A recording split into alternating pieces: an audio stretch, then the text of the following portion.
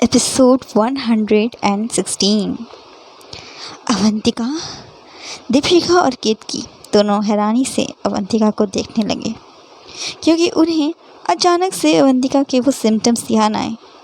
तो उन्हें यकीन हो गया एक पल में ही कि वो प्रेगनेंसी रिपोर्ट्स अवंतिका की हैं, जिसमें उसने अपने नाम की जगह अपनी भाभी आयशा का नाम लिखवा दिया था। बेशरम, बेहया लड़की, तूने तो मुझे कहीं का नहीं छोड़ा आज। दीपिका अवंतिका को तकिए से मारने लगी। अवंतिका, क्या ये सच में तुम्हारी रिपोर्ट्स हैं? अधिराज ने भी अपने गुस्से को बहुत ही मुश्किल से थामते हुए उससे पूछा। तो अवंतिका की नज़रें नीची हो गईं। वो हिचकते हुए बोली, पापा वो।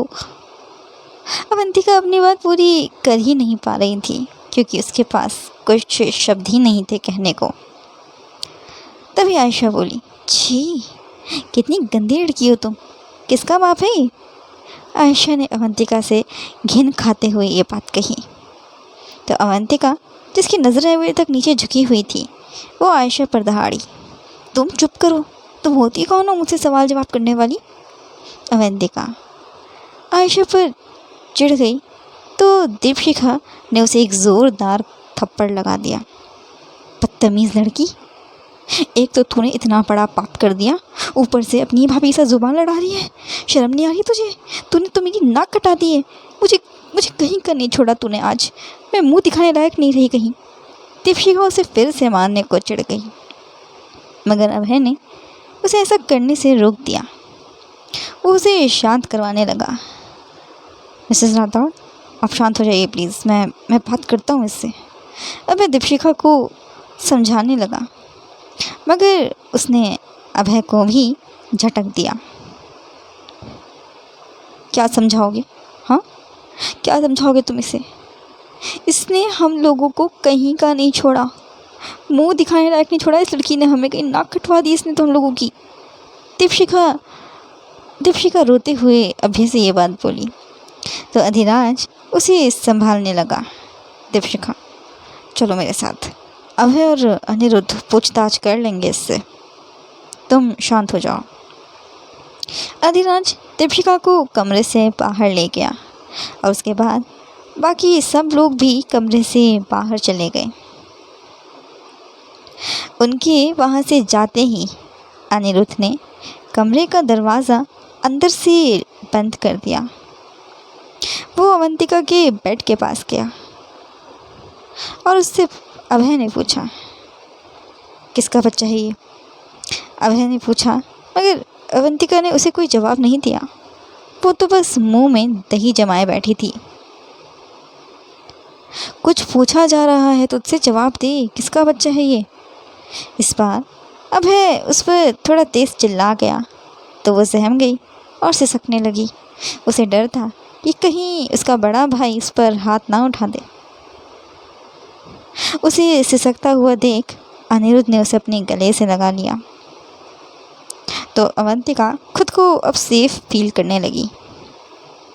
अवंतिका की पीठ को सहलाते हुए अनिरुद्ध उससे बोला, ये क्या किया तूने अवंतिका? तुझसे किसी ने भी ऐसी उम्मीद नहीं करी थी। अभी उम्र ही क्या है तेरी? 19 साल। अभी तो तेरी करियर बनाने की उम्र है, मगर तूने तो हम सबको शर्मिंदा कर दिया। किसका बच्चा है ये? नाम तो बता दे हमें। अनिरुद्ध भी अब उससे पूछ रहा था, मगर प्यार से। मगर अवंतिका ने अभी भी किसी को कोई जवाब नहीं दिया। अनिरुद्ध समझ चुका था कि अवंतिका अभय को के सामने उस लड़के का नाम नहीं बताना चाहती है। तो वो अभय से बोला, भाई आप जाइए, मैं बात करता हूँ इससे। अनिरुद्ध ने अभय को जब कमरे से बाहर भेज दिया तो कमरे को अंदर से लॉक कर दिया। अभय के वहाँ से जाते ही अनिरुद्ध ने अवंतिका के आंसू पूछे और फिर उससे पूछा, बताओ किसका बच्चा है ये? मैं बात करूँगा उस लड़के से, अगर तुझे वो लड़का पसंद है तो। अनिरुद्ध की बात सुन अवंतिका को थोड़ा सा रिलैक्स फील हुआ। वो बोली, भाई वो ये बच्चा, मैं ना पिछले महीने बाहर गई थी अपने फ्रेंड्स के साथ। वहाँ ना मैंने कुछ ज़्यादा ड्रिंक कर ली थी। मुझे कुछ भी होश नहीं था, मैं खुद को संभाल भी नहीं पा रही थी ठीक से। तभी मुझे उसके बाद अवंतिका ने अनिरुद्ध को पूरी बात बताई जो भी बार में हुआ था उस रात। वो सब सुनकर अनिरुद्ध एकदम हैरान रह गया। गुस्से में अपनी मुट्ठियों को खींचते हुए अनिरुद्ध बोला, उसकी इतनी हिम्मत, मैं छोड़ूंगा नहीं उस लड़के को। तो फिक्र मत कर, मैं आज ही उसका स्केच आर्टिस्ट को बुलवाता हूँ और उस लड़के का स्केच बनवाता हूँ, तभी उस लड़के के बारे में कुछ पता चल पाएगा। अनिरुद्ध ने अपने गुस्से को थामते हुए अवंतिका से कहा और उसे दिलासा दिया। उसके बाद वो कमरे से बाहर चला गया।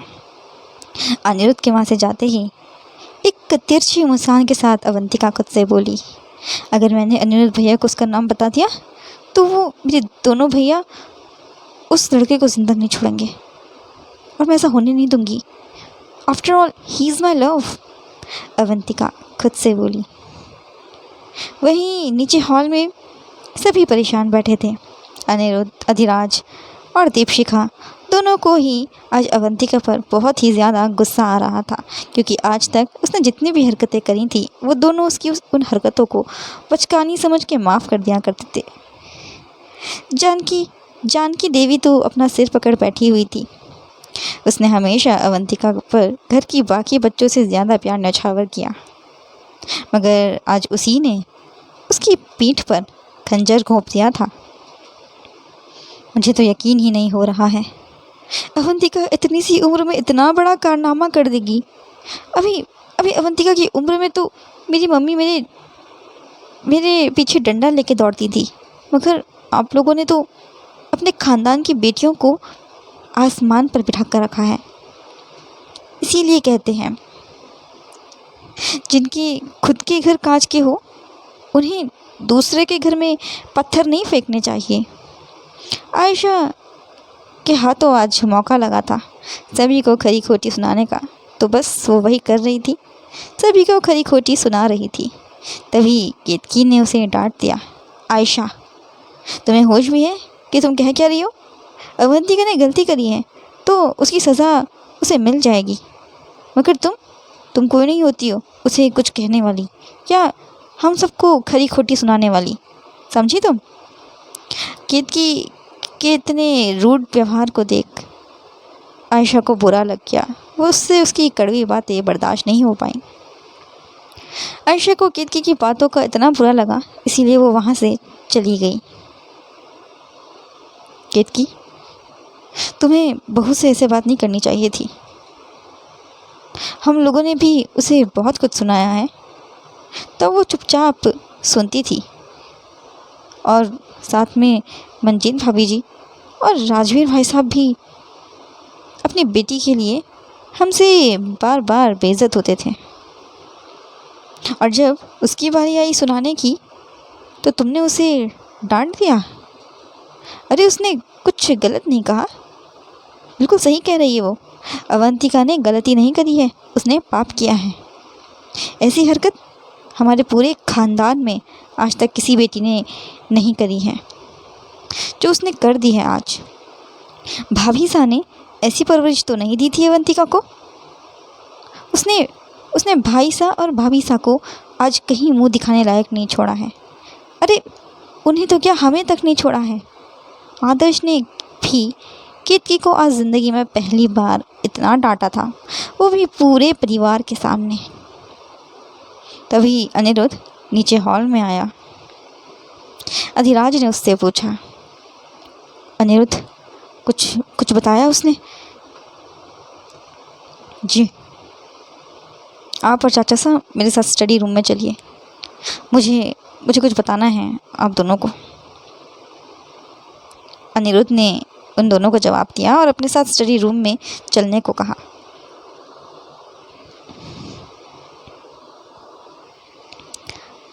भाई, अवंतिका ने मुझे सब कुछ बता दिया है, बस उस लड़के का नाम नहीं जानती वो। मगर आप लोग फिक्र मत करिए, मैं आज ही स्केच आर्टिस्ट की मदद से बुलाता हूँ स्केच आर्टिस्ट को। उस स्केच आर्टिस्ट की मदद से हम उस लड़के का पता लगा सकते हैं, अनिरुद्ध ने अभय से कहा। तो आदर्श और अधिराज बोले, तो फिर तुम इंतज़ार किस चीज़ का कर रहे हो? बुलाओ स्केच आर्टिस्ट और बनवाओ उसका स्केच। ढूंढो उस लड़के को जिसने हमारी बच्ची के साथ ये हरकत करी है। ठीक है, बुलवा स्केच आर्टिस्ट को और बनवा उस लड़के का स्केच आर्टिस्ट। ज़िंदा नहीं छोड़ूंगा उसे मैं। अभय ने भी अपना अप्रूवल दे दिया। इस वक्त उसका गुस्सा बहुत ज़्यादा हाई था। इतना कहकर अभय भी अपने कमरे में वापस चला गया। वहीं कमरे में जब वो एंटर हुआ तो उसने देखा कि आयशा रेडी हो रही थी। तो अभय ने उससे पूछा, कहीं जा रही हो क्या तुम? आयशा उसे इग्नोर करते हुए बोली, तुमसे मतलब? अपने काम से काम रखा करो। आयशा ने उसे उल्टा जवाब दिया तो अभय को गुस्सा आ गया, क्योंकि एक तो पहले ही अवंतिका की वजह से घर में टेंशन का माहौल हो चुका था और अब आयशा का मुंह बन चुका था। तुम मुझ पर क्यों गुस्सा उतार रही हो अब घर वालों का? मैंने क्या किया? अभय भी उस पर चिल्लाने लगा। 100 बात की एक बात, मैं इस घर में अब और नहीं रह सकती। तुम्हारे घर वाले, तुम्हारे भाई बहन सब मुझे बात बात पर बेइज्जत करते हैं, और तुम क्या करते हो? तुम उन लोगों को कुछ नहीं कहते हो, क्योंकि तुम्हें खुद को आता है मुझे बेइज्जत करना। तुम्हें खुद मज़ा आता है मुझे बेइज्जत करने में। आयशा ने अभय पर अपनी सारी भड़ास निकाल दी और अपना पर्स उठाकर कमरे से बाहर जाने लगी। अभय ने अपनी आंखें बंद करी और उसके पीछे पीछे चला गया। अभय ने उसका हाथ पकड़ लिया और अपनी ओर खींच लिया। तुम अकेले कहीं नहीं जाओगी? जहाँ जाना है मुझे बताओ, मैं साथ लेके चलूँगा। चलो मेरे साथ। अभय ने उसका हाथ पकड़ा और उसे खींचकर अपने साथ कमरे से बाहर ले गया। वहीं नीचे हॉल में इस वक्त सबके सब साथ बैठकर चाय पी रहे थे।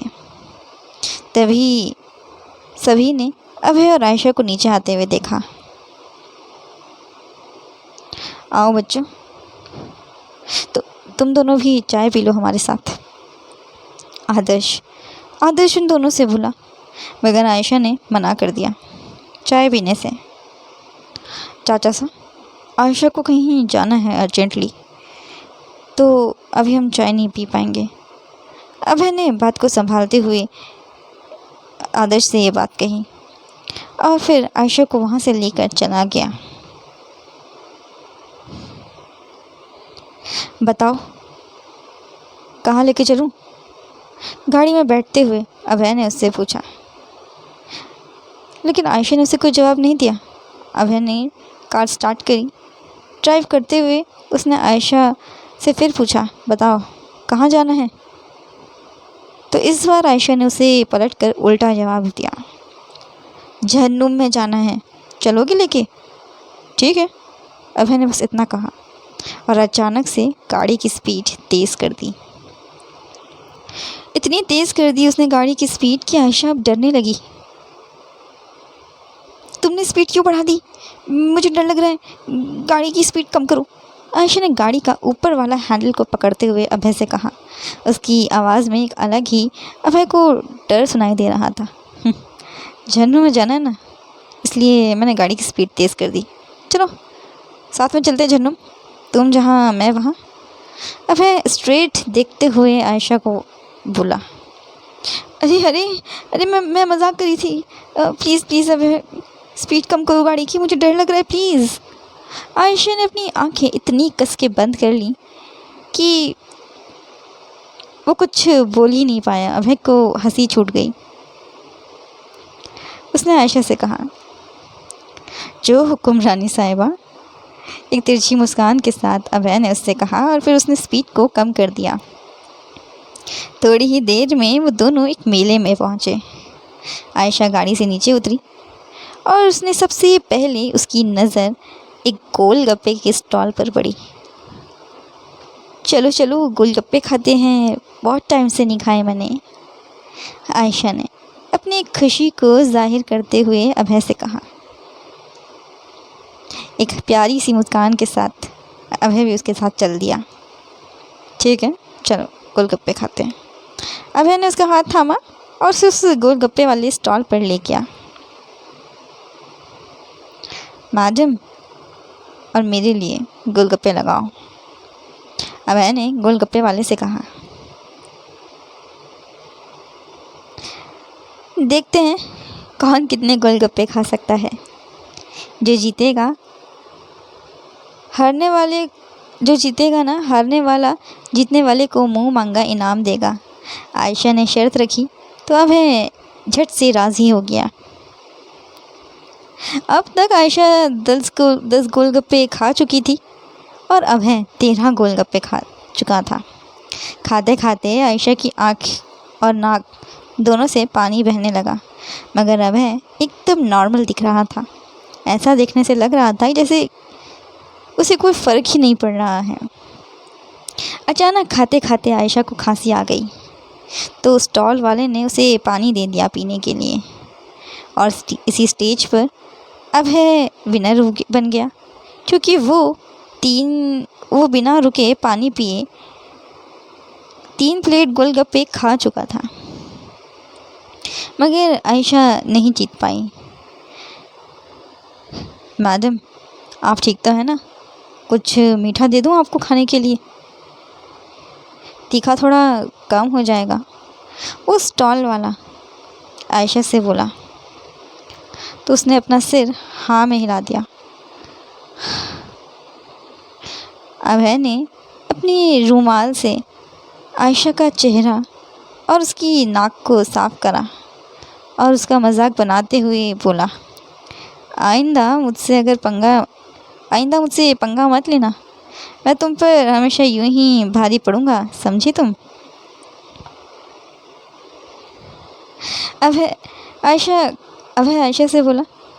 तो आयशा खांसते हुए उससे बोली, अभय तुम्हें तीखा नहीं लग रहा है क्या? मुझे तो अब सांस भी नहीं आ रही, मुझसे तो सांस भी नहीं ली जा रही है और मुझसे चला भी नहीं जा रहा है।